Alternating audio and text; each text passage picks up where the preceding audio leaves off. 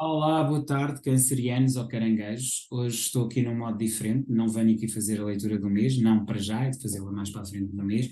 Hoje estou aqui mais nesta tarde de domingo, mais em modo reflexão e comunicação, para falar da oficina de Jardim de Infância, que é a vossa oficina e que tem a ver essencialmente com o tratamento dos traumas de infância e com o autoconhecimento de nós enquanto seres sacientes ou seres com sentimentos. Ou seja, estudar a nossa própria lua, a nossa própria infância, aquilo que foi o nosso crescimento, a ligação ao nosso lar, aos nossos valores internos.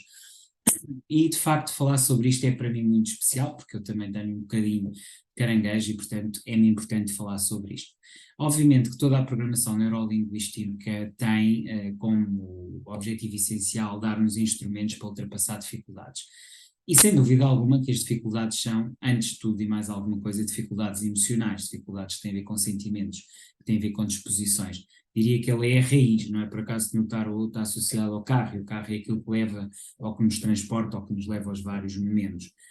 E quando pensamos aqui na nossa oficina do Jardim de Infância, que é talvez um dos aspectos mais importantes, tem a ver com a nossa infância, tem a ver com aquela profissão que se liga ao cuidar do outro, ao ser maternal.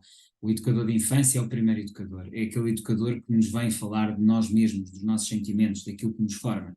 É diferente de um educador económico, que é um treinador da parte da Casa 2 e da banca, não é? Que é um banqueiro, ou de um treinador do corpo, não é? Logo primeira casa, ou até de um comunicador que nos ensina a falar, mas cá não nos ensina tanto a sentir ou a perceber o que sentimos. Pois aqui é exatamente isso que tratamos, é dessa educação ao nível dos sentimentos, daquilo que foram os nossos grandes traumas. E vem-vos trazer uma das técnicas que tem a ver com precisamente o conhecimento desses momentos, dessas situações que nós temos e da forma de lidar com elas.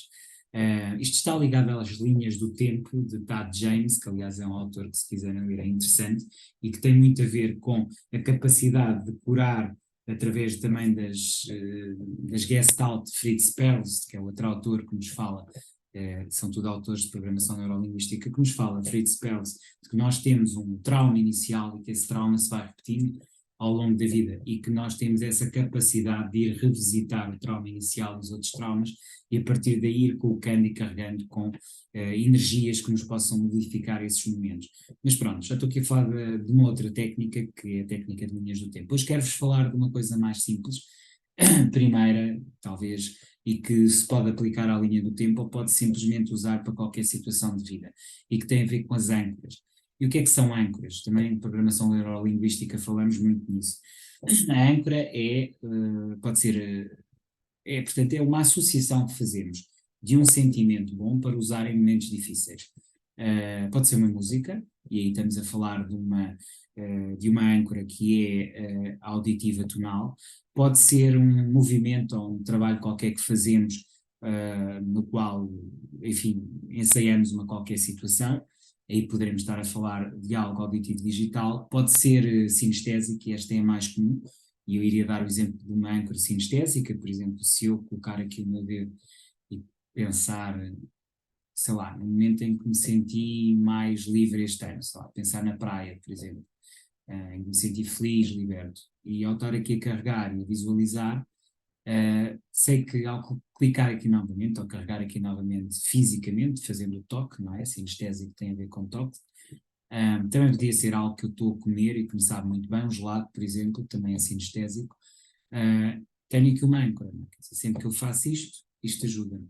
Pode-me ajudar, por exemplo, antes de uma reunião, mas aí já estamos a falar do círculo de excelência, não é? Ou de aplicações de círculo de excelência, que é uma outra técnica que aqui não vale a pena estar a falar, mas falar um bocadinho desta técnica da colocação de âncoras. E as âncoras podem se acumular, eu posso carregar aqui várias âncoras, então, em vez de um momento, posso ter 2, 3, 4 momentos que eu quero associar. Posso ter âncoras em sítios diferentes, posso ter âncoras positivas, eu aqui falei de uma âncora positiva, mas também posso ter âncoras negativas, ou seja, coisas más, quando eu me quero lembrar dessas coisas mais. É evidente que âncoras negativas nós nunca fazemos-las quase sem nos apercebermos, até porque isto pode ser muito inconsciente, subconsciente, a nossa formação das âncoras, mas nós trazemos-la aqui à superfície para que ela fique clara.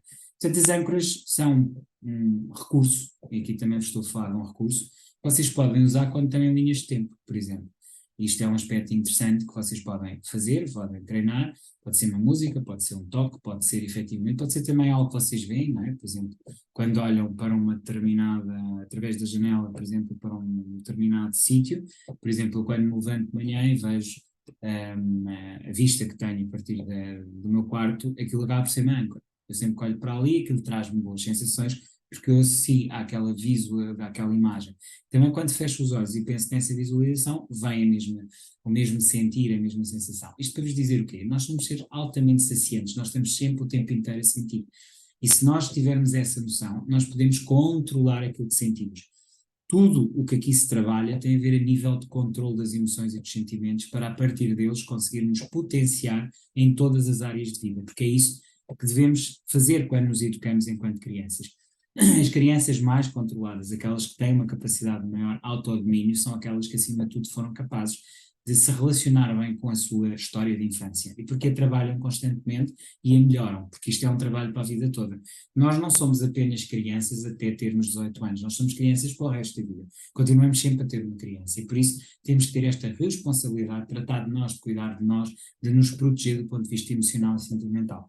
Era esta ideia que eu vos queria trazer e, no fundo, aqui trazer um bocadinho o que é o jardim de infância, que vai muito além de técnicas para se aplicar no jardim de infância, obviamente que sim, para educar crianças, obviamente que sim, mas para nos educar a nós mesmos enquanto primeira criança, porque se nós queremos brincar com outras crianças e estar com outras crianças, em primeiro lugar temos que estar com a nossa própria criança interior. Era isto que eu vos queria trazer, espero que gostem, esta foi uma técnica que eu trouxe, sabemos ter mais conversas, a minha ideia é que estas conversas se repitam e depois, obviamente, mais para a frente apresentarei o curso do Educador de Infância de Topo. Ok, era isto que eu vos queria transmitir e até à próxima, cancerianos. Adeus e fica prometido mais para o meio do mês a leitura. Ok, até lá.